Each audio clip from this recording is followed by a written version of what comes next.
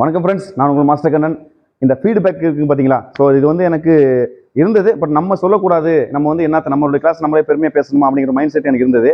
ஆனால் ஸ்டூடெண்ட் சொன்னாங்க, இல்லை மாஸ்டர், அதாவது நாங்களே வரும்போது எப்படி உள்ள நுழைஞ்சோம் அப்படின்னா ஒரு ஒரு ஒரு ஆஃப் மைண்ட் கூட இல்லை, சரி கொஞ்சம் நல்லா இருக்குது கற்றுக்கோமே அப்படிங்கிற மைண்ட் செட்டில் வந்தோம். ஆனால் உள்ளே வந்ததுக்கப்புறம் எப்படி இருக்குங்கிறது வந்து எங்களால் வந்து கண்டிப்பாக நான் சொன்னால் தான் வந்து மக்களுக்கு புரியும். அது மாதிரி நிறைய பேர் வந்து ஒரு ஆஃப் மைண்டில் இருப்பாங்க, வரலாமா வேண்டாமா கற்றுக்கலாமா, இல்லை இது வந்து 5 நாள் என்ன எப்படி இருக்கும் அப்படின்ற மாதிரி கேட்டாங்க. சரி நீங்கள் உங்கள் ஃபீட்பேக் கொடுங்க அப்படின்னு சொன்னேன். அதனால் அவங்க ஃபீட்பேக் கொடுத்துருக்காங்க.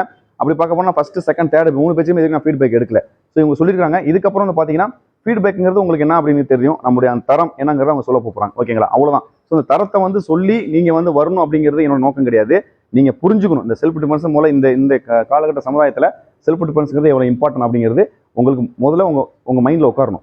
ஓகேங்களா? இவங்க ஃபீட்பேக்ஸுங்களாங்கிறது அவங்களுடைய செல்ஃப். ஓகேங்களா? உங்களுக்கு செல்ஃபாக மைண்டில் தோணும் இன்றைய காலகட்டத்தில் செல்ஃப் டிஃபென்ஸுங்கிறது எவ்வளோ இம்பார்ட்டன் அப்படிங்கிறது.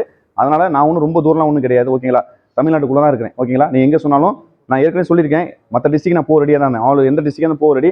அட்லீஸ்ட் ஒரு 10 ஸ்டூடெண்ட் இருந்தால் கூட நான் எந்த டிஸ்ட்ரிக்ட் போக ரெடியாக இருக்கேன். இப்போ பார்த்தீங்கன்னா இந்த டீமில் வந்து பார்த்தீங்கன்னா நீ ஸ்டூடெண்ட் ஒரு 14 பேர் இருந்தாங்க. கடைசியில் சுச்சுவேஷனால வர முடியல. அப்படின்னு பார்த்தீங்கன்னா ஒரு 6-7 ஸ்டூடெண்ட் தான் வந்திருந்தாங்க. ஓகே, நான் ஓல்டு ஸ்டூடெண்ட் கூப்பிட்டேன். எனக்கு வந்து ஸ்டூடெண்ட்ஸ் கொஞ்சம் அதிகமாக இருந்தால் அட்லீஸ்ட் ஒரு 10 பேர் இருந்தாங்கன்னா கிளாஸ் எடுக்கிறது நல்லா இருக்கும்.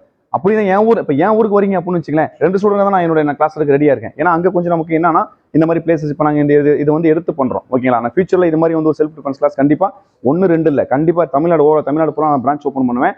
ஆனால் இப்போ வந்து பார்த்தீங்கன்னா சர்வீஸில் இருக்கனால என்னால் வந்துட்டு இது மாதிரி ஃப்ரெண்டோட இது ஓகேங்களா, இங்கே என்ன பண்ணுறோம், இந்த இடத்துக்கு கொஞ்சம் ரெண்ட் பேமெண்ட் பண்ணோம், சில சிஸ்டம்லாம் இருக்குது. ஓகேங்களா? ஸோ அதுக்கெல்லாம் கொஞ்சம் அமௌண்ட் தேவைப்படும். அப்போ நான் என்ன பண்ண வேண்டியதாக இருக்குது, ஸ்டூடெண்ட் கொஞ்சம் அதிகம் இருந்தாங்கன்னா அதை நம்ம கவர் பண்ணிக்க முடியும். ஓகேங்களா?